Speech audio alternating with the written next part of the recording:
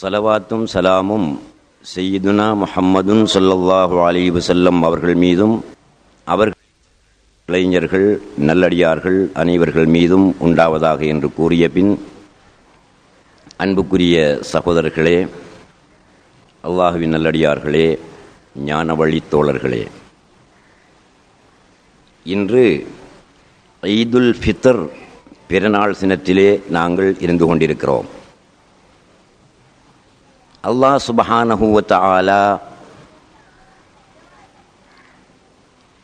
ரமலான் மாதத்தில் நோன்பை விதியாக்கி அந்த ரமலான் மாதம் முழுவதும் நோன்பு நோற்று கடைசி தினமான, அதாவது ஷவ்வால் மாதத்தின் முதல் பிறையான இன்று ஈதுல் ஃபித்ர் என்று ஒரு பெருநாளை கொண்டாட வேண்டும் என்றும் அல்லாஹ் சுப்ஹானஹு வ தஆலா விதியாக்கி இருக்கிறான். அதாவது இஸ்லாமிய ஷரீஅத்திலே, மார்க்கத்திலே ரமலான் மாதம் ஒருவன் நோன்பு நோற்க வேண்டும் என்றும், அந்த மாதம் முடிந்து அடுத்த நாள் அவன் பெருநாளை கொண்டாட வேண்டும் என்றும் ஷரீஅத்திலே சொல்லப்பட்டிருக்கிறது. ஷரீஅத்திலே சொல்லப்பட்டுள்ள இந்த நடைமுறை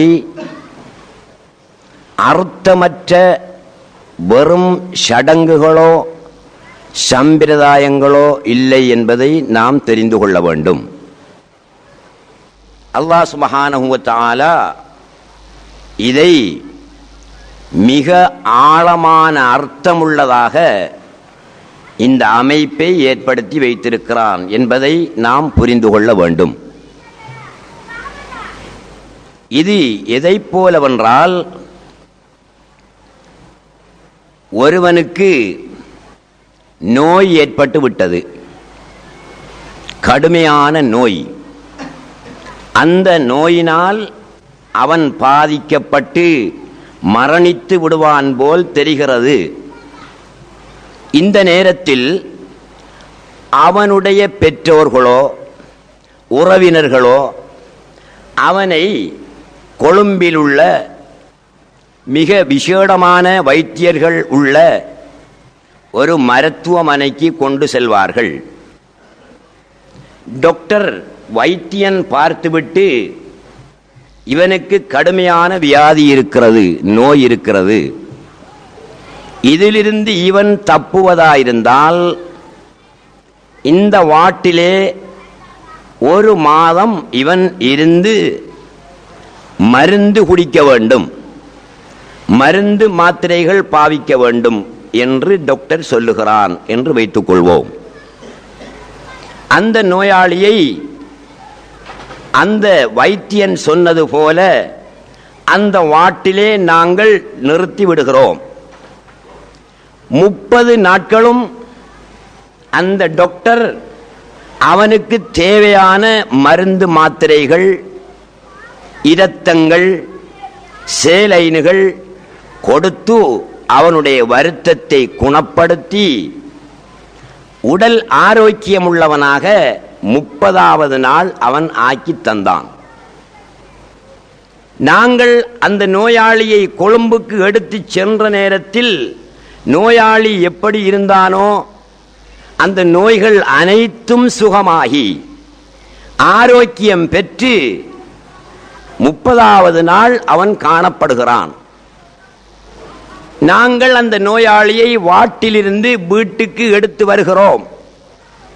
வீட்டுக்கு வந்தவுடன் வீட்டிலுள்ள சொந்தக்காரர்கள், குடும்பத்தவர்கள் அனைவர்களும் அந்த நோயாளியை பார்ப்பதற்காக வருகிறார்கள். போகும்போது எப்படி பார்த்தார்களோ அந்த நோய்கள் அனைத்தும் சுகமாகி இப்பொழுது இவன் பூரண ஆரோக்கியத்தோடு வந்திருக்கிறான் என்பதை சொந்தக்காரர்கள் காணும் பொழுது அவர்களுக்கு ஒரு மகிழ்ச்சி ஏற்படுகிறது. இந்த நோயாளிக்கும் சொல்ல முடியாத ஒரு மனநிறைவும் மகிழ்ச்சியும் ஏற்படுகிறது. இதை எங்களுடைய வாழ்க்கையிலே நாங்கள் நிதர்சனமாக பார்த்து கொண்டிருக்கிறோம். இதே போன்று அல்லாஹ் சுப்ஹானஹு வ தஆலா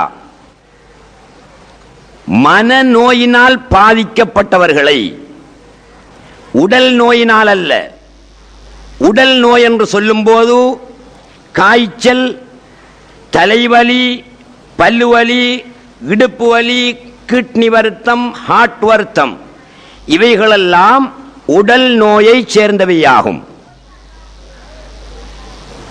உளநோய், மனநோய் என்று சொன்னால் கல்பிலே ஏற்படுகின்ற, உள்ளத்திலே மனதிலே ஏற்படுகின்ற நோய்களை குறிக்கும். இதைப் போல பெருமை, பொறாமை, வஞ்சகம், மமதை, அகங்காரம், கைரியத்து என்ற உணர்வு, அந்நியத்து அனானியத்து என்ற உணர்வு, இவைகளெல்லாம் நமது உள்ளத்தை பாதிக்கக்கூடிய, கல்வை பாதிக்கக்கூடிய நோய்கள். ஒரு டாக்டர் வைத்தியன் உடல் நோயை குணப்படுத்துவதற்காக மருந்து மாத்திரைகள் கொடுத்து அவனது உடல் நோயை சுகப்படுத்துவது போல அல்லாஹ் சுப்ஹானஹு வ தஆலா அடியார்களுக்கு ஏற்படுகின்ற உள நோய்களை, மனநோய்களை, கல்வோடு சம்பந்தப்பட்ட நோய்களை சுகப்படுத்துவதற்காக இந்த நோன்பை விதியாக்கினான். இந்த நோன்பு முடிந்த பின் அந்த ஆரோக்கியம் கிடைத்த மகிழ்ச்சியை கொண்டாடுவதற்காக ஷவ்வாலின் தலைப்பிறையாகிய இன்று பெருநாள் தினமாக ஆக்கி இதை கொண்டாடும்படி எங்களுக்கு சொல்லி இருக்கிறான். இதில் உள்ள தத்துவத்தை நாங்கள் புரிந்து கொள்ள வேண்டும். நோன்பு நோற்பது மட்டும் அது வெறும் சடங்காக, வெறும் அனுஷ்டானமாக நாம் நினைத்துவிடக்கூடாது. பெருநாளை வெறும் சடங்காக, வெறும் அனுஷ்டானமாக நாம் நினைத்துவிடக்கூடாது.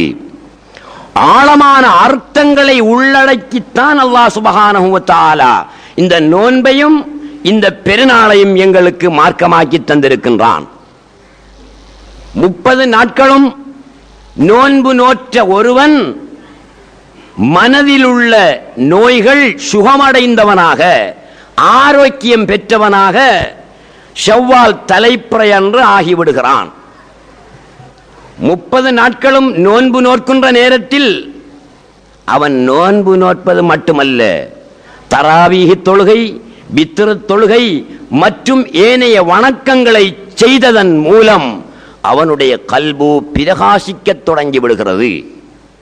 அவனுடைய கல்பு கரைகளெல்லாம் நீங்கி பரிசுத்தமாக ஆகிவிடுகின்றது. இப்பொழுது என்ன செய்ய வேண்டும்? மருத்துவமனையிலே, ஹாஸ்பிட்டலில் 1 மாதம் இருந்து நோயை குணப்படுத்தி வீட்டுக்கு வந்தவன் எப்படி மகிழ்ச்சியோடு இருப்பானோ அதே போன்ற ஒரு மகிழ்ச்சியான தினம்தான் இன்றைய தினம். எங்களுக்கு பெருநாள் தினத்திலே புதிய உடைகளை உடுக்குமாறு மார்க்கத்திலே சொல்லப்பட்டிருக்கிறது, சுன்னத்தாக்கப்பட்டிருக்கிறது. அதாவது நீங்கள் ஷர்ட் அணிந்தாலும் சரி, ஷாரன் அணிந்தாலும் சரி, அதை தண்ணீரால் கழுவி அணியக்கூடாது என்று மார்க்கம் சொல்லுகிறது. கடையிலே இருந்து எப்படி புதிதாக எடுக்கிறீர்களோ அந்த புத்தாடையைத்தான் அணிய வேண்டுமே தவிர அதை தண்ணீரில் கழுவி நீங்கள் போடக்கூடாது என்று மார்க்கத்திலே சொல்லப்பட்டிருக்கிறது.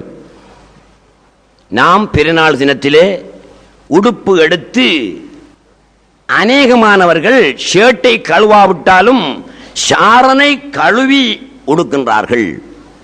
இது சரியான சுன்னத்தான அமைப்புக்கு மாற்றமான ஒரு அமைப்பாகும்.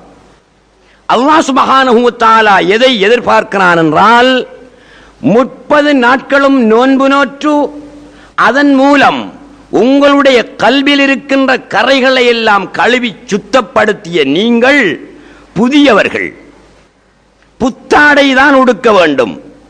அதை ஒரு தடவையேனும் கழுவும் போது அது புத்தாடை அல்ல, அது பழைய ஆடையாக ஆகிவிடுகிறது. ஆகவே நீங்கள் பெரும் மகான்கள். 30 நாட்களும் நோன்பு நோற்று உள்ளத்தை தூய்மைப்படுத்தி புதியவர்களாக இருக்கின்ற நீங்கள் புத்தாடை உடுத்திருப்பதை நான் பார்க்க வேண்டும் என்று அல்லாஹ் சுப்ஹானஹு வ தஆலா விரும்பித்தான் இன்று புத்தாடை உடுக்க வேண்டும் என்பதை ஷரியத்திலே மார்க்கமாக்கப்பட்டிருக்கிறது. ஆகவே நாங்கள் ஒன்றை விளங்கிக் கொள்ள வேண்டும். அதாவது இஸ்லாத்திலே நோன்பாக இருந்தாலும் சரி, ஜகாத்தாக இருந்தாலும் சரி, ஹஜ்ஜாக இருந்தாலும் சரி, வேறு எந்த வணக்கமாயிருந்தாலும் சரி, அதை இஸ்லாத்திலே மார்க்கமாக்கப்பட்டிருப்பது அர்த்தமற்ற ஒரு செயல் அல்ல, வெறும் சடங்கல்ல, வெறும் அனுஷ்டானம் அல்ல. ஆனால் அது ஒவ்வொன்றும் ஆழமான அர்த்தங்களை உள்ளடக்கியதாக இருக்கிறது என்பதை நாங்கள் புரிந்து கொள்ள வேண்டும். ஈத் அரபியிலே பெருநாள் தினத்துக்கு ஈத் என்று சொல்வார்கள். ஈத் ஈயன்னா இத்தன்னா ஈத். அரபியிலே ஐன் ஏ தால் இந்த 3 எழுத்துக்களை கொண்ட ஒரு சொல் ஈத் என்ற சொல். இதற்கு தமிழிலே பொதுவாக பொருள் சொல்லிக் கொள்கிறோம். பெருநாள் பெருநாள் என்று நாங்கள் பொருள் சொல்லிக் கொள்கிறோம். இதனுடைய சரியான அர்த்தம், இதனுடைய மொழி அர்த்தம், இதனுடைய அடிப்படை அர்த்தம் தரக்கூடிய தத்துவத்தை நாங்கள் சற்று ஆராய்ந்து பார்க்க வேண்டும். ஈத் என்றால் பழைய நிலைக்கு திரும்புதல் என்பது அதனுடைய அர்த்தம். நீங்கள் அரபி டிக்ஷனரிகளை எடுத்து பார்த்தால் தெரியும், மகராதிகளை எடுத்து பார்த்தால் தெரியும், ஈத் என்ற சொல்லுக்கு திரும்புதல் என்ற அர்த்தம் எழுதப்பட்டிருக்கிறது. எங்கே திரும்புகிறான்? ஈத் என்று சொல்லக்கூடிய இந்த பெருநாள் தினத்திலே இந்த அடியான், இந்த மனிதன் எங்கே திரும்புகிறான் என்பதைத்தான் நாங்கள் யோசிக்க வேண்டும். இல்லாவிட்டால் இந்த தினத்திற்கு ஈத் என்ற சொல்லை பெயராக வைக்க முடியாது. அல்லாஹ் சுப்ஹானஹு வ தஆலா தான் இன்றைய தினத்திற்கு ஈத் என்ற பெயரை வைத்தவன். நபியுல்லாஹி ஸல்லல்லாஹு அலைஹி வஸல்லம் அவர்கள்தான் இந்த தினத்துக்கு ஈத் என்ற பெயரை வைத்திருக்கிறார்கள். ஏன் வைத்தார்கள்? ஒரு பொருளுக்கு நாங்கள் ஒரு பெயர் வைப்பதாயிருந்தால் எத்தனையோ அர்த்தங்களை உள்ளடக்கி அதற்கு பொருத்தமான ஒரு பெயரை இடுகிறோம் அல்லவா? இதே போல அல்லாஹ் சுப்ஹானஹு வ தஆலா இந்த நாளுக்கு பொருத்தமான பெயரை வைத்திருப்பதை, இந்த தத்துவத்தை உணரும் போது நாங்கள் தெரிந்து கொள்ளலாம். திரும்புதல் அல்லது மீளுதல் என்பது அர்த்தம். எந்த இடத்திற்கு நாங்கள் திரும்புகிறோம், எந்த இடத்துக்கு நாங்கள் மீண்டு செல்கிறோம் என்றால், தாயுடைய வயிற்றிலே சிசுவாக இருந்து 10 மாதங்கள் அந்த இருட்டறையிலே வாழ்ந்துவிட்டு நாங்கள் வெளியே வருகிறோம். நாங்கள் பிறக்கின்றோமே, பிறந்து பால் கொடி மறக்கின்ற காலம் வரை சுமார் 2 ஆண்டுகள். அந்த 2 வருடங்கள் வரை நாங்கள் ஆத்மீக நிலையிலே இருக்கிறோம். அந்த நிலையில் நானும் இருந்திருக்கிறேன், நீங்களும் இருந்திருக்கிறீர்கள். பிறந்த நாளிலிருந்து பால்குடி மறக்கின்ற நாள் வரை சுமார் 2 வருடங்கள் நாங்கள் ஆன்மீக நிலையிலே இருந்திருக்கிறோம். அந்த நிலைக்கு இன்று நாங்கள் திரும்புகிறோம். அதனால் தான் திரும்புதல் என்ற அர்த்தத்தை, மீளுதல் என்ற அர்த்தத்தை கொண்ட சொல் இந்த பெருநாளைக்கு வைக்கப்பட்டிருக்கிறது. அது எப்படி என்றால், ஒருவன் பிறக்கிறான், ஒரு குழந்தை பிறக்கிறது. பிறந்து பால்குடி மறக்கும் வரை சுமார் 2 ஆண்டுகள் அந்த குழந்தை ரூஹுடைய மகாமிலே இருக்கிறது. இதை நீங்கள் புரிந்து கொள்ள வேண்டும். நஃப்ஸுடைய மகாமிலே அல்ல, ரூஹுடைய தன்மையை பெற்றதாக அந்த குழந்தை இருக்கிறது. அந்த நேரத்தில் அந்த குழந்தைக்கு கண்ணுக்கு தெரிவதெல்லாம் ஹக்குடைய காட்சியாகத்தான் இருக்கும். அந்த குழந்தை அந்த நேரத்தில் மலக்குகளுடன் உரையாடிக் கொண்டிருக்கும், மலக்குகளை அது பார்க்கும், மலக்குகளுடன் அது விளையாடிக் கொண்டிருக்கும். இப்பொழுது நாங்கள் இந்த வயதிலே அல்லாஹ்வுடைய காட்சிகளை பெற்று மகிழ்கின்றோமா? இல்லை. மலக்குகள் எங்களுக்கு தென்படுகிறார்களா? இல்லை. மலக்குகளோடு நாங்கள் உரையாடுகின்றோமா? இல்லை. ஆனால் அல்லாஹ்வின் காட்சியை கண்டவர்கள், மலக்குகளை பார்த்தவர்கள், மலக்குகளோடு உரையாடினவர்கள், மலக்குகளோடு விளையாடினவர்கள் நாங்கள். எப்போது? பிறந்ததிலிருந்து 2 வருடம், அந்த 2 பால்குடி மறக்கின்ற வரையிலான 2 வருடங்களும் நாங்கள் இந்த நிலையிலே இருந்தவர்கள். இதற்கு ஆதாரம் என்ன தெரியுமா? பால் குடித்துக் கொண்டிருக்கக்கூடிய பச்சிளம் குழந்தை அந்த 2 வருட காலத்திலே அது என்ன மொழி பேசுகிறது என்பதை நாங்கள் தெரிந்து கொள்ள வேண்டும். என்ன மொழி பேசுகிறது? மலக்குகளுடைய மொழி அந்த பிள்ளை பேசுகிறது. மலக்குகள் அவர்களுக்கிடையிலே பேசிக்கொள்ளக்கூடிய மொழி, பாஷை அரபல்ல, உருதல்ல, தமிழல்ல, சுரியானி என்று சொல்லக்கூடிய சிரியன் மொழியைத்தான் ஒரு குழந்தை பிறந்ததிலிருந்து பால்குடி மறக்கின்ற வரை பேசிக்கொண்டிருக்கிறது. காரணம், மலக்குகளுடைய பாஷை சிரியன் மொழிதான், சுரியானி மொழிதான். ஆகவே மலக்குகளுடைய தன்மையை பெற்றிருக்கின்ற அந்த குழந்தையும் அந்த மலக்குகளுடைய மொழியிலேயே அந்த மலக்குகளுடன் உரையாடிக் கொண்டிருக்கின்றன. குழந்தைகள் பால் தாயிடத்திலே பால் குடிக்கின்ற நினைவு வந்தால், அதற்கு பால் தேவையாயிருந்தால் இக்கு இக்கு என்று சொல்லும். பச்சிளம் குழந்தைகளை கவனித்தவர்களுக்கு தெரிந்திருக்கும். இக்கு இக்கு என்று சொல்லும். அது என்ன? சிரியன் மொழியிலே பாலுக்கு இக்கு என்று சொல்லப்படும். அதைத்தான் அந்த குழந்தை தாயிடத்திலே இக்கு இக்கு என்று சொன்னவுடன் தாய் நினைத்துக் கொள்கிறாள், பிள்ளை பால் கேட்கிறது என்று பால் கொடுக்கிறாள். உங்களுக்கு தெரியும், நமது தாய்மார்கள் பச்சிளம் குழந்தைகளிடத்திலே இக்கு வேணுமாமன இக்கு வேணுமாமன என்று கேட்பார்கள். அது என்ன மொழி?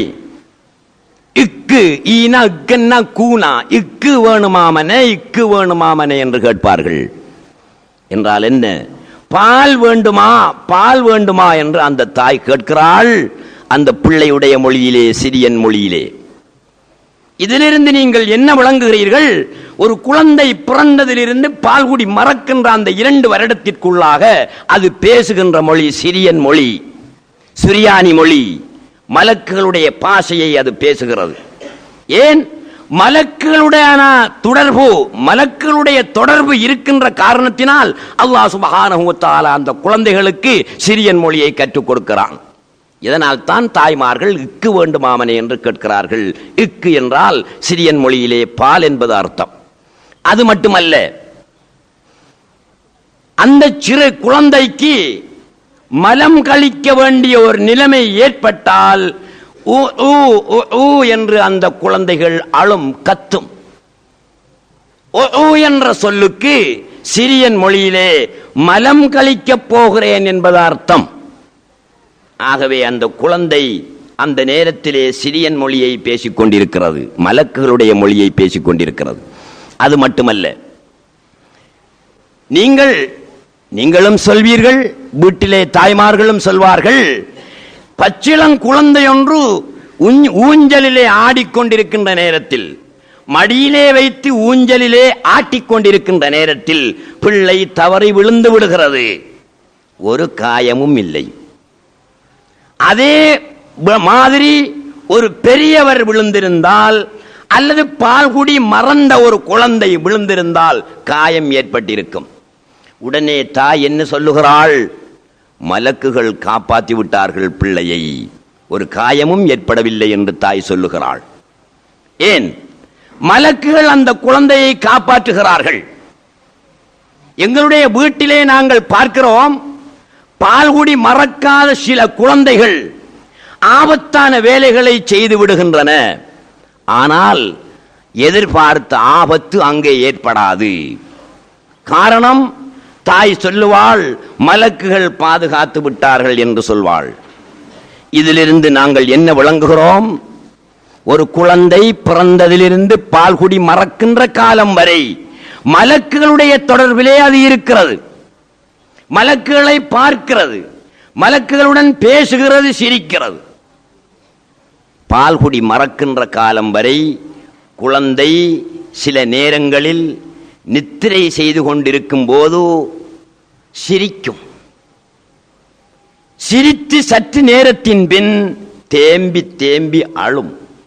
இதை நமது ஊரிலே நரிவிரட்டுகிறது நரிவிரட்டுகிறது என்று தாய்மார்கள் சொல்வார்கள்.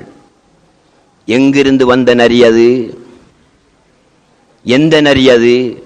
அந்த குழந்தை கண்ட நரியது மலக்கு.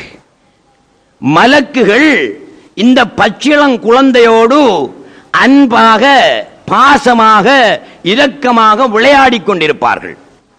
நீங்கள் பெண்கள் சொல்ல கேள்விப்பட்டிருப்பீர்கள், மலக்குகள் பூக்கொத்துக்களை இந்த சிறுவர்களிடத்திலே கொண்டு வந்து காட்டுவார்களாம். இந்த சிறு பிள்ளைகள் மலக்குகளுடைய கையிலே இருக்கின்ற அந்த பூக்கொத்தை கையை நீட்டி எடுப்பதற்காக முனையும் போது மலக்குகள் அதை பறித்து கொண்டு போய்விடுவார்கள். அந்த நேரத்திலே அந்த குழந்தை அழுகிறது. பூக்கொத்தை கண்டால் சிரிக்கிறது. அதை எடுக்க முனையும் போது மலக்குகள் பறித்து சென்றால் அந்த குழந்தை அழுகிறது என்று தாய்மார்கள் சொல்வார்கள். இதுதான் உண்மை. மலக்குகளுடைய தொடர்பிலே அந்த குழந்தை இருக்கின்ற காரணத்தினால் மலக்குகள் சந்தோஷமாக பூவை கொண்டு வந்து அந்த குழந்தைகளிடத்திலே காட்டுகிறார்கள். இந்த குழந்தை வாங்க நினைக்கும் போது ஒரு விளையாட்டுக்காக அந்த பூவை பறித்து செல்கிறார்கள். இப்படியான நிலையை அனுபவித்தவர்கள்தான் நானும் நீங்களும். ஆன்மீகத்திலே இருந்தவர்கள், சிரியன் மொழி தெரிந்திருந்தவர்கள். இப்போது எங்களுக்கு விளங்குகிறதா சிரியன் மொழி? தோஷம் பிடித்து விட்டது. தோஷம் பிடித்த காரணத்தினால் மொழி மறந்தது. அல்லாஹ்வை பார்த்து கொண்டிருந்தோம் அந்த 2 வருடமும். இப்போது பார்க்கின்றோமா? இல்லை. தோஷம் பிடித்தது, பார்வையை இழந்து விட்டோம். மலக்குகளுடன் விளையாடிக் கொண்டிருந்தோம் அந்த காலகட்டத்திலே.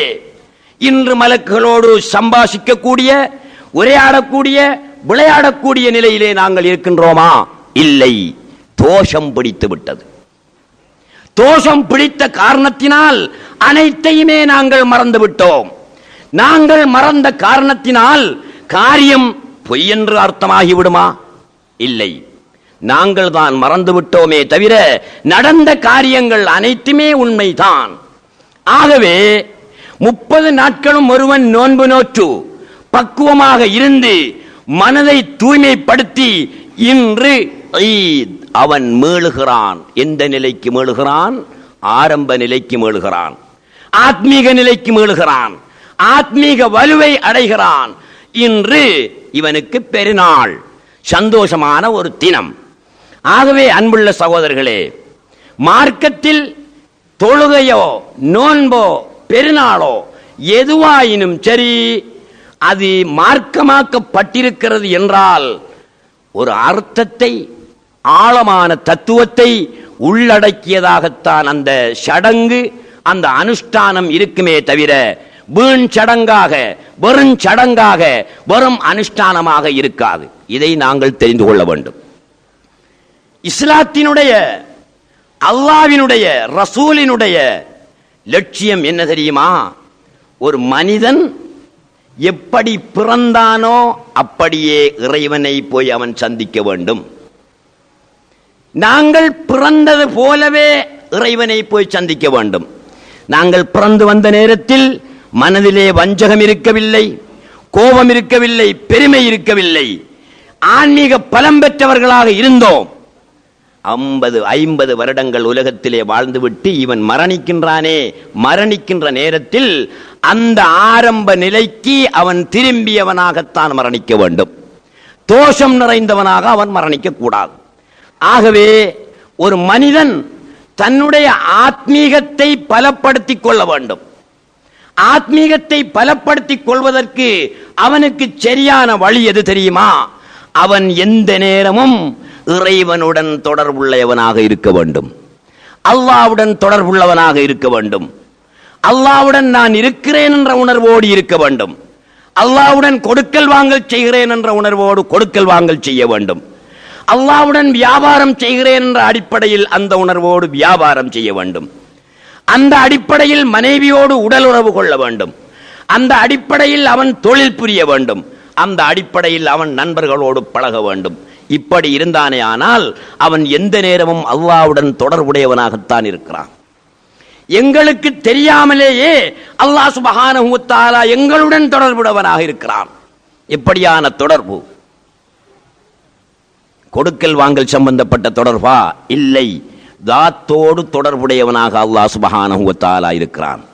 இன்று மனிதன் ஆத்மீக விளக்கத்தை தெரிந்து கொள்ளாமல், ஆத்மீக விளக்கத்தை புரிந்து கொள்ளாமல் அல்லாஹ்வை விட்டும் எத்தனையோ கோடி மைல் தூரத்திலே நின்று கொண்டிருக்கிறான்.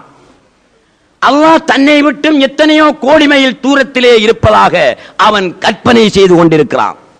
இல்லை, அல்லாஹ் சுப்ஹானஹு வ தஆலா எந்த அளவு மனிதனுக்கு நெருங்கி இருக்கிறான். வனஹ்னு அக்ரபு இலைக்கும் மின் ஹப்லில் வரீத், உங்களின் பிடரி நரம்பை விட உங்களுக்கு நான் மிக நெருங்கி இருக்கிறேன் என்று சொல்லுகிறான். உங்களின் பிடரி நரம்பை விட நான் உங்களுக்கு மிக நெருங்கி இருக்கிறேன் என்று சொல்லுகிறான். ஒரு மனிதனின் பிடரி நரம்பு எங்கே இருக்கிறது? பிடரியிலே தான் இருக்கிறது, தூரத்திலே இல்லை. மனிதனை விட்டும் ஒரு ஷான் தூரத்திலேயோ ஒரு அங்குல தூரத்திலேயோ பிடரி நரம்பு இல்லை. அப்படி இருந்திருந்தால், ஒரு ஷான் தூரத்திலே பிடரி நரம்பு இருந்திருந்தால் மனிதனை விட்டும் அதை விட அல்லாஹ் நெருங்கி இருக்கிறான் என்றால் ஒரு அங்குலம் நெருங்கி இருக்கிறான் என்று கொள்ள முடியும். மனிதனின் பிடரி நரம்பும் மனிதனிலேயே இருக்கிறது. அதை விட அல்லாஹ் நெருங்கி இருக்கிறான் என்றால் அதனுடைய அர்த்தம் என்ன? அல்லாஹ்தான் இந்த மனிதனுடைய சூரத்திலே, மனிதனுடைய உருவத்திலே தஜல்லியாகி வெளியாகி கொண்டிருக்கிறான் என்பது அர்த்தம். இல்லாவிட்டால் இந்த பிடரி நரம்பை விட அல்லாஹ் தஆலா எப்படி நெருங்கி இருக்க முடியும்? அவனாகத்தான் இவன் இருக்கிறான். இதைத்தான் அல்லாஹ் சுப்ஹானஹு வ தஆலா சுட்டி காட்டுகிறான். மனிதனுக்கும் அல்லாஹ்வுக்கும் இடையிலே உள்ள தொடர்பு ரொம்ப தூரத்திலே இல்லை. இது அதுதான், அது இதுதான் என்று சொல்லக்கூடிய அளவிலே தொடர்பு இருந்து கொண்டிருக்கிறது. நீங்கள் நினைத்துக் கொள்ளக்கூடாது. ஆரிஃபீன்கள் இதை சரியாக விளங்கப்படுத்தி இருக்கிறார்கள். ஒரு மனிதனுக்கும் அல்லாஹ்வுக்கும் இடையிலே உள்ள தொடர்பை எப்படி காட்டுகிறார்கள் என்றால் பலவிதமாக காட்டலாம். ஒரு தச்சனை எடுத்துக்கொள்ளுங்கள், ஓடாவியை எடுத்துக்கொள்ளுங்கள். இந்த ஓடாவி ஒரு கதிரையை செய்கிறான். ஓடாவிக்கும் கதிரைக்கும் இடையிலே ஒரு தொடர்பு இருக்கிறதா இல்லையா? இருக்கிறது. அது எப்படியான தொடர்பு? இந்த ஓடாவி கதிரையை செய்ய நினைத்து மரத்தை கையால் பிடித்த நேரத்தில் இருந்து கதிரையை செய்து முடிக்கின்ற வரைக்கும் ஓடாவிக்கும் கதிரைக்கும் தொடர்பு இருக்கிறது. அவன் கதிரையை செய்து அவனுடைய கடையிலே விற்பனைக்கு வைத்து விட்டான். நாங்கள் சென்று அந்த ஓடாவி இடத்திலே விலை பேசி கதிரையை வாங்கி வீட்டுக்கு கொண்டு வந்து விட்டோம். இப்பொழுது ஓடாவிக்கும் அந்த கதிரைக்கும் தொடர்பு இருக்கிறதா இல்லையா? இல்லை. எப்போது ஓடாவி அந்த கதிரையை செய்ய ஆரம்பித்தானோ அதிலிருந்து அந்த கதிரையை விற்பனை செய்கின்ற நேரம் வரைக்கும் தான் அவனுக்கும் கதிரைக்கும் தொடர்பு இருந்தது. கதிரையை நாங்கள் வாங்கி வந்த பின் அந்த ஓடாவிக்கும் கதிரைக்கும் தொடர்பு இல்லை. இதே போல அல்லாஹ் சுப்ஹானஹு அதிலிருந்து படைத்து முடியும் வரைக்கும் தான் அவனுக்கும் இந்த அடியானுக்கும் இடையிலே தொடர்பு இருந்ததா? இல்லை. அப்படியான தொடர்பு இல்லை. அல்லாஹ்வுக்கும் அடியானுக்கும் இடையிலே உள்ள தொடர்பு ஓடாவிக்கும் கதிரைக்கும் இடையிலே உள்ள தொடர்பு போன்றது அல்ல. சரி, இப்படி இருக்குமா அந்த தொடர்பு? ஒரு குயவனுக்கும் ஒரு பானைக்கும் இடையிலே உள்ள தொடர்பு போன்று இருக்குமா? ஒரு குயவன் பானையை படைப்பதற்கு, பானையை செய்வதற்கு விரும்பி மண்ணை கையினால் எடுத்ததிலிருந்து அந்த பானையை செய்து முடிக்கின்ற வரைக்கும் அந்த பானைக்கும் குயவனுக்கும் இடையிலே தொடர்பு இருந்தது. எப்போது பானையை செய்து முடித்தானோ அதே நேரத்திலிருந்து குயவனுக்கும் பானைக்கும் இடையிலே உள்ள தொடர்பு நின்று விட்டது, இல்லாமற் போய்விட்டது. இப்படியான தொடர்பா? அல்லாஹ்வுக்கும் அடியானுக்கும் இடையிலே உள்ள தொடர்பு இல்லை. அப்படியான தொடர்பு என்று வைத்துக் கொண்டால் தச்சனுக்கும் கதிரைக்கும் இடையிலே உள்ள தொடர்பு போன்றது என்று வைத்துக் கொண்டால் படைத்து முடிந்ததிலிருந்து தொடர்பு இல்லாமல் போய்விடுகிறது. குயவனுக்கும் பானைக்கும் இடையிலே உள்ள தொடர்பு போன்றதுதான் அல்லாஹ்வுக்கும் அடியானுக்கும் இடையிலே உள்ள தொடர்பு என்று வைத்துக் கொண்டால் பானையை செய்து முடித்ததோடு குயவனின் தொடர்பு நின்றது போல் அல்லாஹ்வுடைய தொடர்பு நின்றுவிட வேண்டும். அப்படி இல்லை. அல்லாஹ்வுடைய தொடர்பு எந்த நிமிஷமும் எந்த வினாடியும் இந்த அடியானுடன் தொடர்புடையதாகத்தான் இருந்து கொண்டிருக்கிறது. தச்சனுக்கும் கதிரைக்கும் இடையிலே உள்ள தொடர்பு போன்றதல்ல, குயவனுக்கும் பானைக்கும் இடையிலே உள்ள தொடர்பு போன்றது அல்ல. அப்படியானால் அல்லாஹ்வுக்கும் இந்த அடியானுக்கும் இடையிலே உள்ள தொடர்பு மண்ணுக்கும் பானைக்கும் இடையிலே உள்ள தொடர்பு போன்றது என்பதை புரிந்து கொள்ள வேண்டும். கதிரைக்கும் மரத்துக்கும் இடையிலே உள்ள தொடர்பு போன்று என்று நாங்கள் புரிந்து கொள்ள வேண்டும். கதிரைக்கும் மரத்துக்கும் இடையிலே என்ன தொடர்பு? கதிரையாக இருக்கின்ற வரை மரம் இருந்தே ஆகும், தொடர்பு அற்றுப்போகாது. பானைக்கும் மண்ணுக்கும் இடையிலே உள்ள தொடர்பு போன்றது அல்லாஹ்வுக்கும் எங்களுக்கும் இடையிலே உள்ள தொடர்பு. அப்படி என்றால் பானையாக இருக்கின்ற வரை மண் இருந்தே ஆகும். பானையை விட்டு மண் பிரியாது, கதிரையை விட்டு மரம் பிரியாது. மரம்தான் கதிரையின் வடிவத்திலே தென்படுகிறது, மண் தான் பானையின் வடிவத்திலே தென்படுகிறது. இப்படியான தொடர்பு என்பதை நாங்கள் புரிந்து கொள்ள வேண்டும். பிரிக்க முடியாத தொடர்பு. கதிரையை விட்டு மரத்தை பிரிக்க முடியாது, பானையை விட்டு மண்ணை பிரிக்க முடியாது. இதே போல இந்த சிருஷ்டியை விட்டும் ஹக் சுப்ஹானஹு வ தஆலாவை எந்த காரணத்தை கொண்டும் பிரிக்கவே முடியாது. ஆகவே நாங்கள் அவனை கொண்டு நிலை பெற்றவர்களாக இருக்கிறோம். நாங்கள் நிலை பெறுவதற்கு அவனுடைய வுஜூது அவசியமாகிறது. இந்த ஷர்ட்டாக இருப்பதற்கு எது அவசியம்? பஞ்சு அவசியம். அதே போல நாங்கள் நிலை பெற்றிருப்பதற்கு அல்லாஹ் சுப்ஹானஹு வ தஆலாவுடைய வுஜூது அவசியமாகிறது. இப்படி நோக்கி பார்க்கின்ற நேரத்தில் லா இலாஹ இல்லல்லாஹ் என்று ஆதம் அலைஹிஸ்ஸலாத்து வஸ்ஸலாம் அவர்கள் முதல் ரசூலுல்லாஹ் வரை வந்த நபிமார்கள் 1,24,000 நபிமார்களும் போதித்தது என்ன தெரியுமா? அல்லாஹ் அல்லாத ஒன்றுமில்லை. அல்லாஹ் அல்லாத ஒன்றுமில்லை என்பதுதான் கலிமாவினுடைய அர்த்தம். என்றால் என்ன? இருப்பவன் அவனே, அவனை தவிர ஒன்றுமில்லை. சிருஷ்டி என்று நாங்கள் கதைக்கிறோமே, இது மாய வலையில் அகப்பட்டு கிடக்கின்ற எங்களுக்கு பேசப்படுகின்ற பேச்சு தான் சிருஷ்டிகள் என்ற பேச்சு. படைப்புக்கள் என்று பேசுவது யாருக்கு தெரியுமா? மாயம், மாய வலையில் அகப்பட்டு கிடக்கின்றார்களே, சிருஷ்டி என்று ஒன்று இருக்கிறது என்று நம்பி இருக்கிறார்களே, அவர்களுக்காகத்தான் சிருஷ்டி என்று பேசுகிறோமே தவிர சிருஷ்டி என்று பேசுவதற்கு சிருஷ்டி இல்லை. சிருஷ்டி என்பது அதம் என்று எழுதுகிறார்கள். அதம் என்றால் இல்லை, பொய். தெரியுதே, பொய் என்று எப்படி சொல்ல முடியும்? இந்த தெரியுதே சிருஷ்டிகள், அது உன்னுடைய வகும், உன்னுடைய பேதமை, உன்னுடைய பேத புத்தி, உன்னுடைய ஊன கண்ணுக்குத்தான் சிருஷ்டி தெரியுதே தவிர ஹக்கீக்கத்திலே சிருஷ்டி என்பதே இல்லை. இதுதான் முடிவு. உங்களுக்கு தெரியும், அல்லாஹ்வுக்கு வாஜிபான சிவத்துக்கள் எத்தனை? 20. அந்த வாஜிபான சிவத்துக்கள்ல முதலாவது சிவத்து என்ன? வுஜூதுன், உள்ளமை. உள்ளமை என்றால் உள்ளவனாக அவன் இருக்கிறான், அதுதான் உள்ளமை. இது அல்லாஹ்வுக்கு வாஜிபான சிவத்து. அவனுக்கு அதனுடைய எதிரான சிவத்து இருக்காது. வுஜூதுன் என்ற சிவத்துக்கு எதிரான சிவத்து என்ன?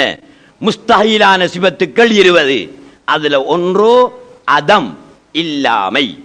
இல்லாமை என்ற தன்மை அல்லாஹ்வுக்கு இருக்காது. அவனுக்கு வுஜூது இருக்கும், உள்ளவனாக இருப்பான், இல்லாமை இல்லை அவனுக்கு. சிருஷ்டிக்குரிய தன்மை என்ன? இல்லாமை.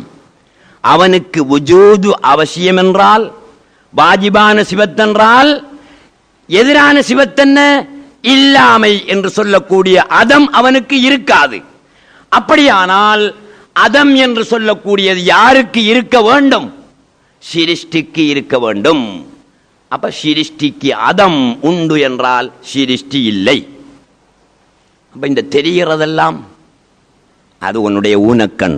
எதை போல அரபு நாட்டிலே பாலைவனத்திலே பாதை போட்டிருக்கிறார்கள், ரோட்டு போட்டிருக்கிறார்கள்.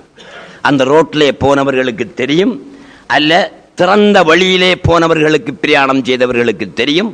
அரபு நாட்டிலே பாலைவனத்திலே பாதையிலே காரிலே போய்கொண்டிருக்கும் போது ரோட்டிலே பெரு வெள்ளம் ஓடிக்கொண்டிருப்பது போல் எங்களுக்கு தெரியும். எந்த அளவுக்கு தெரியும் என்றால், கடல் அலைகள் அடிப்பது போல் அந்த ரோட்டிலே தண்ணீர் எங்களுக்கு அலையடித்துக் கொண்டிருப்பது போல் தெரியும். காருக்குள்ளே இருந்து விஷயம் தெரியாதவன் யோசிப்பான், ரோட்டிலே பெரு வெள்ளம் ஓடுகிறதோ என்று யோசிப்பான். போக போக வெள்ளமும் தெரிந்து கொண்டே இருக்கும், வெள்ளம் இருக்காது. அது என்ன? கானல் நீர். அதற்குத்தான் சராப் என்று அல்லாஹ் சுப்ஹானஹு வ தஆலா குர்ஆனிலே சொல்லுகிறான். கானல் நீர். கானல் நீர் என்றால் என்ன? அது தண்ணீர் போல் கண்ணுக்கு தெரியும், தண்ணீராக இருக்காது. ஒரு பொருளாக உன்னுடைய கண்ணுக்கு தெரியும், உன்னுடைய கண்ணுக்கு தெரிகின்ற பொருள் அங்கே இருக்காது. கானல் நீர் எங்களுடைய கண்ணுக்கு நீராக தெரிகிறது. உண்மையில் போய் பார்த்தால் அங்கே நீர் இருக்கிறதா? இல்லை, கண்ணுக்குத்தான் தெரிகிறது, விஷயத்திலே இல்லை. அதே போல இந்த பிரபஞ்சம், இந்த படைப்புகள் அனைத்தும் கானல் நீரை போன்றவை. கண்ணுக்கு தெரியும், யதார்த்தத்திலே பார்த்தால் கண்ணுக்கு தெரிந்த பொருளாக இருக்காது. கானல் நீர் தெரியவில்லை என்று யாராவது மறுக்க முடியுமா? எல்லாரும் சொல்வார்கள், உண்மையில் கானல் நீர் தெரிகிறது, அதோ தண்ணீர் தெரிகிறது என்று சொல்வார்கள். இவர்களுக்கு தெரிந்த, கண்ணுக்கு தெரிந்த வஸ்து அங்கே இருக்கிறதா? இல்லை. அது உன்னுடைய ஊன கண்ணுக்கு அப்படி தெரிந்தது, சாமான் இல்லை. இதே போல சிருஷ்டி உன்னுடைய கண்ணுக்கு தெரிகிறதா? நீ நினைத்துக்கொள், இந்த சிருஷ்டி கானல் நீர் இல்லாத சாமான். என்னுடைய ஊன கண்ணுக்கு, என்னுடைய பேதமைக்கு அது இருப்பதாக தெரிகிறது என்று புரிந்து கொள். இந்த தத்துவத்தை உணர்த்தி வைப்பதற்காகத்தான் நபிமார்கள் ஒரு ஆளா தேவைப்பட்டது. அல்லாஹ்வுக்கு இந்த தத்துவத்தை நிரூபித்து காட்டுவதற்கு 1,24,000 நபிமார்கள் தேவைப்பட்டார்கள். 313 ரசூல்மார்களும் தேவைப்பட்டிருக்கிறார்கள். ஆகவே இதுதான் இஸ்லாத்தினுடைய ஆணிவேர். ஒருவன் இந்த ஆணிவேரை விளங்காமல், இந்த தத்துவத்தை புரியாமல், இறைவனுக்கும் தனக்கும் இடையிலான தொடர்பை அறியாமல் எவ்வளவு காலம் அவன் வணங்கினாலும் சரி, அல்லாஹ் சுப்ஹானஹு வ தஆலா அவனுடைய வணக்கத்தை ஏற்றுக்கொள்ள மாட்டான். இதுதான் கலிமாவினுடைய சரியான முடிவு. குர்ஆனினதும் ஹதீஸினுடையவும் தீர்க்கமான முடிவு இதுதான். ஆகையினால் நாங்கள் கலிமாவை விளங்கி ஆன்மீக வழி நடந்து ஆன்மீக பலம் பெற்றவர்களாக ஆக வேண்டும் என்று உங்களை கேட்டுக்கொள்வதுடன், அன்புள்ள சகோதரர்களே, முக்கியமான ஒரு செய்தி 5 நிமிடத்திற்குள் நான் சொல்லி முடித்துக் கொள்வேன். நாங்கள் இப்பொழுது உங்களுடன் நான் பேசிக்கொண்டிருப்பது ஒரு குடும்பத்தோடு பேசிக்கொண்டிருக்கிற மாதிரி நான் பேசிக்கொண்டிருக்கிறேன். நாம் எல்லோரும் தௌஹீது குடும்பத்தைச் சேர்ந்தவர்கள். ஒரு குடும்பத்திலே உள்ள கஷ்டத்தை அந்த குடும்பத்தவர்கள் அத்தனை பேரும் சேர்ந்து பேசி இந்த கஷ்டத்தை இப்படித்தான் தீர்த்து கொள்ள வேண்டும் என்று முடிவெடுப்பது வழக்கம், உலக வழக்கம். அந்த அடிப்படையில் நீங்கள் அனைவர்களும் தௌஹீது குடும்பத்தின் அங்கத்தவர்கள் என்ற அடிப்படையிலே உங்களிடத்திலே ஒரு முக்கியமான செய்தி. நமது மார்க்க பிரச்சனை தோன்றி சுமார் 18 ஆண்டுகளாகின்றன. இந்த 18 ஆண்டுகளும் இந்த பள்ளிவாயலை சகல வசதிகளுடனும் கட்டிக்கொள்ள வேண்டும் என்ற ஒரு நல்ல நோக்கத்தோடு நாங்கள் கடும் முயற்சி பண்ணி வந்தோம். அல்லாஹ் சுப்ஹானஹு வ தஆலா அதற்குரிய ஒரு வெற்றியான காலத்தை மிக சமீபத்திலே வைத்திருக்கிறான். இன்ஷா அல்லாஹு தஆலா எதிர்வரும் ஹஜ்ஜி பெருநாளைக்கு இடையிலே இந்த பள்ளிவாயலின் புதிய கட்டிட வேலை ஆரம்பமாக இருக்கிறது. அதற்கு பல கோடி ரூபாய்கள் தேவை. நாம் சின்ன பள்ளியாக கட்ட முடியாது. சகல வசதிகளுடனும் மாடி வைத்து கட்ட வேண்டும், பக்கத்திலே குல்லியாவையும் கட்ட வேண்டும். இதற்கு பல கோடி ரூபாய்கள் தேவை. வசூல் செய்து வெல்ல முடியாது, எதிர்ப்புகள் இருக்கின்ற காரணத்தினால். ஆகவே நாங்கள் இது கால வரை கற்பனை பண்ணி கொண்டிருந்தோம், பேசிக்கொண்டிருந்தோம். இது வசூல் பண்ணி இந்த பள்ளி கட்டுப்படாது, யாரோ ஒருவர் அல்லது இருவர் அல்லது பலர் ஒன்று சேர்ந்து இதை கட்டக்கூடிய ஒரு காலம் வரும் என்று நாங்கள் பேசிக்கொண்டிருந்திருக்கிறோம் கடந்த காலங்களிலே. அதே விதமாக பரவலான வசூல் எடுக்காமல் 2-3 நபர்களால் இந்த பள்ளி வாயிலை அமைக்கக்கூடிய ஒரு வாய்ப்பை அல்லாஹ் சுப்ஹானஹு வ தஆலா தந்திருக்கிறான். அது எந்த வழியிலே, அது யார் செய்து தரப்போகிறார் என்ற விவரங்களை நாங்கள் வெளியிட முடியாது. காரணம், பரவலான எதிர்ப்புகள் வெளியூர்களிலே இருந்து வருகின்ற காரணத்தினால் ஒரு செய்தியை சொன்னால் அதை தடை பண்ணுவதற்கு 1000 பேர் காத்துக் கொண்டிருக்கிறார்கள். ஆகவே இன்ஷா அல்லாஹு தஆலா எந்த வழியில் யாரால் என்ற விவரத்தை உங்கள் மத்தியிலே நாங்கள் சொல்ல தேவையில்லை. உங்களுக்கு காலம் பதில் சொல்லும். ஹஜ்ஜி பெருநாள் காலம் வந்தால் யாரால் அது கட்டுப்படுகிறது என்றதை உங்களுக்கு காலம் பதில் சொல்லும். அந்த நேரத்திலே நீங்கள் தெரிந்து கொள்ள வேண்டும். அதற்கிடையிலே இந்த பள்ளிவாயலை கட்டுவதற்கு சில ஏற்பாடுகள் செய்ய வேண்டி இருக்கிறது. அந்த ஏற்பாடு என்ன? இந்த பள்ளிவாயல் கட்டிடத்தோடு சம்பந்தப்பட்ட ஏற்பாடுதான். அதாவது சுமார் 7 லட்சம் ரூபாய் பெறுமதியான தளர்வாட சாமான் எங்களிடத்திலே இருக்கிறது. பெறுமதியான சாமான்கள் இருக்கின்றன. இந்த சாமான்களை வைப்பதற்கு இடமில்லாமல் பக்கத்து வீடுகளிலே நாங்கள் வைத்திருக்கிறோம். பள்ளிவாயலின் அந்த சிறிய ஸ்டோரிலே கொஞ்சம் வைத்திருக்கிறோம். இது இந்த பொருட்கள் எல்லாம் சேதமடைவதற்கு ஒரு வசதி வழியாக இருக்கிறது. அதே நேரம் இந்த புது பள்ளிவாயலுக்கு ஆயிரக்கணக்கான சீமந்தி பேக்குகள், ஆயிரக்கணக்கான கம்பிகள், ஆயிரக்கணக்கான பொருட்கள் எல்லாம் இங்கே வந்து குவிய போகின்றன. அவைகளை வைப்பதற்கும் இப்போது பள்ளிவாயலில் இருக்கக்கூடிய தளர்வாடங்களை வைப்பதற்கும் எங்களிடத்திலே ஒரு களஞ்சியம், ஒரு ஸ்டோர் இல்லை. இந்த பள்ளிவாயலை கட்டுவதற்கு ஒரு இன்ஜினியர் இடத்திலே கான்ட்ராக்ட் கொடுத்தால் அவன் லட்சக்கணக்கான சீமந்தி பேக்குகளை கொண்டு வந்து இங்கே இறக்கி வைப்பான். நாங்கள் எங்கே அதை பாதுகாப்பது, எங்கே அதை பக்குவப்படுத்துவது? அதற்காக நாங்கள் ஒரு ஸ்டோர் கட்ட வேண்டும் என்று இந்த வருடத்தில் நடந்து முடிந்த ஹாஜா நாயகம் அவர்களுடைய கந்தூரியிலே 2,75,000 ரூபாய் பணம் மிஞ்சியது. அந்த பணத்தை கொண்டு அந்த ஸ்டோரை கட்டுவோம் என்று இதுவரையும் 2,50,000 ரூபாய் வரை செலவிட்டு அந்த ஸ்டோரை நாங்கள் கட்டியிருக்கிறோம். முடியவில்லை. இன்னும் 1.5 லட்சம் ரூபாய் அந்த ஸ்டோருக்கு செலவிட்டால் தான் அந்த ஸ்டோரை பூரணப்படுத்த முடியும். இது ஒரு விஷயம். இரண்டாவதாக, அந்த ஸ்டோருக்கு மேலே எங்களுடைய குல்லியாவை, அரபு கல்லூரியை, குல்லியத்துர் ரப்பானியாவை அந்த ஸ்டோருக்கு மேல் மாடி அமைத்து அந்த மேல் மாடியிலே குல்லியாவையும் அமைக்க வேண்டிய ஒரு அவசியம் ஏற்படுகிறது. காரணம், இந்த பள்ளிவாயலுக்கு கல்லு வைத்து இதை கட்ட ஆரம்பித்தால் கட்டி முடியும் வரையும் அரபு கல்லூரியை நாங்கள் நிறுத்த முடியாது. அதை இன்னொரு வீட்டிலே கொண்டு போய் வைத்து நடத்தவும் முடியாது. ஆகவே கீழ் மாடியை ஸ்டோராகவும் மேல் மாடியை குல்லியத்துர் ரப்பானியாவாகவும் அமைக்கிற திட்டத்திலே நாங்கள் இதை செய்து கொண்டிருக்கிறோம். சகோதரர்களே, தௌஹீத்வாதிகளே, இது எனக்கு மட்டும் கடமை அல்ல. தௌஹீதை ஏற்றுக்கொண்ட ஒவ்வொருவருக்கும் அது அத்தியாவசியமானது, வாஜிபு என்பதை நீங்கள் உணர வேண்டும். உணர்வதுதான் மிக பிரதானம். செய்வதை விட இது ஒரு முக்கியம் என்பதை நீங்கள் புரிவதுதான் விசேஷம். ஆகவே இந்த பாக்கி இருக்கக்கூடிய வேலைக்கு இன்னும் 1.5 லட்சம் ரூபாய் தேவைப்படுகிறது. அதை முடிப்பதற்கு மேல் மாடியை முடிப்பதற்கு 3 லட்சம் ரூபாய் தேவைப்படும். மொத்தம் 4.5 லட்சம் ரூபாய் எங்களுக்கு தேவை. இந்த பணத்தை வெளியிலே போய் எடுக்க முடியும், எனக்கு தெரிந்தவர்கள் இருக்கிறார்கள். ஆனால் அவர்களிடத்திலே எடுக்காமல், இது சிறிய தொகையாக இருப்பதனால் அவர்களிடத்திலே எடுக்காமல், பள்ளிவாயலுக்கு பல கோடி ரூபாய்கள் திட்டத்திலே நாங்கள் செய்ய இருக்கிறோம். அதைத்தான் அப்படியானவர்களிடத்திலே போய் எடுக்க இருக்கிறோம். இது சிறிய தொகையாக இருப்பதனால் தௌஹீத்வாதிகளாகிய உங்கள் அனைவர் மீதும் இது கடமை. நீங்கள் அலட்சியப்படுத்தி விடாதீர்கள். சிலர் சொன்னார்கள், பள்ளிவாயிலை கட்டுவோம் கட்டுவோம் என்று கதைத்துக் கொண்டிருக்காமல் கட்ட துவங்கினால் நாங்கள் பணத்தை அள்ளி இறைப்போம் என்று எத்தனையோ பேர் சொல்லி இருக்கிறார்கள். உண்மையில் கட்ட துவங்கினால் அப்படி செய்வதற்கு பலர் இருக்கிறார்கள் என்பது உண்மைதான். ஆனால் இப்போது நாங்கள் கட்டிக்கொண்டிருப்பது பள்ளி என்பதையும் நீங்கள் வழங்கிக் கொள்ள வேண்டும். பள்ளி கட்டுவதற்கு முன்கூட்டி செய்ய வேண்டிய சில ஏற்பாடுகளைத்தான் நாங்கள் செய்கிறோம். குல்லியாவையும் ஸ்டோரையும் கட்டாமல் இந்த பள்ளிக்கு கல் வைக்க முடியாது. செய்வதாயிருந்தால் இந்த வரக்கூடிய பொருட்கள் சாமான்களை எல்லாம் வைப்பதற்கு எங்களுக்கு இடமில்லாமல் இருக்கிறது.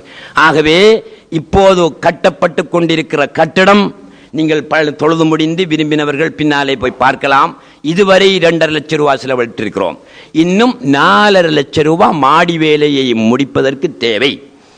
இதை தௌஹீத்வாதிகளாகிய நானும் நீங்களும் சேர்ந்துதான் செய்து முடிக்க வேண்டும். சிறு துளி பெருவெள்ளம், சிறு துளிகளாக ஒவ்வொரு ஆட்களும் ஒவ்வொரு சொட்டாக ஒவ்வொரு துளியாக நீங்கள் விட்டால் அது ஒரு பெரு வெள்ளமாக ஆகி எங்களுடைய காரியம் முடிந்துவிடும்.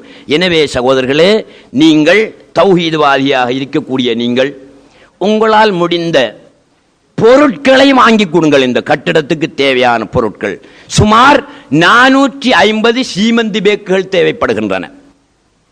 அதே விதமாக கம்பி, அதே விதமாக மண், கான்கிரீட் கல், இந்த கட்டிடத்துக்கு தேவையான பொருட்கள் எங்களுக்கு தேவை.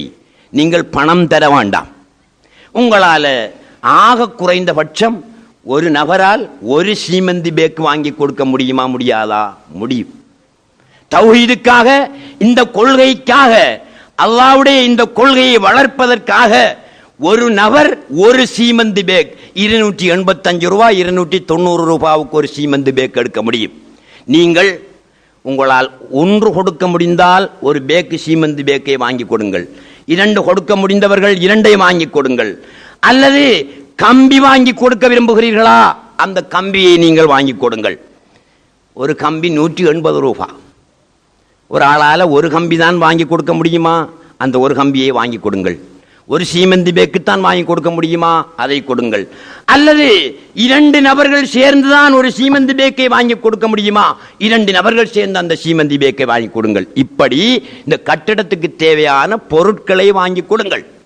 பொருட்கள் வாங்கி கொடுக்க வசதி இல்லாதவர்கள் அதற்குரிய பெறுமதியை நீங்கள் இந்த அலுவலகத்திலே ஒப்படையுங்கள்.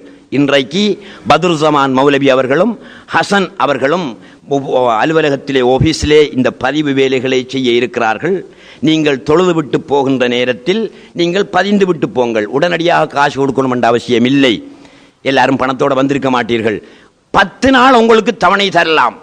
இந்த 10 நாளைக்கிடையிலே நீங்கள் பதிந்ததை பணமாகவோ பொருளாகவோ நீங்கள் கொடுத்து உதவினால் இன்ஷா அல்லாஹ் இன்னும் ஒரு 15-20 நாட்களில் இந்த கட்டிட வேலையை முடித்துவிட்டு ஹஜ்ஜி பெருநாளைக்கிடையிலே எங்களுடைய இந்த பள்ளிய வேலையை ஆரம்பிக்கலாம்.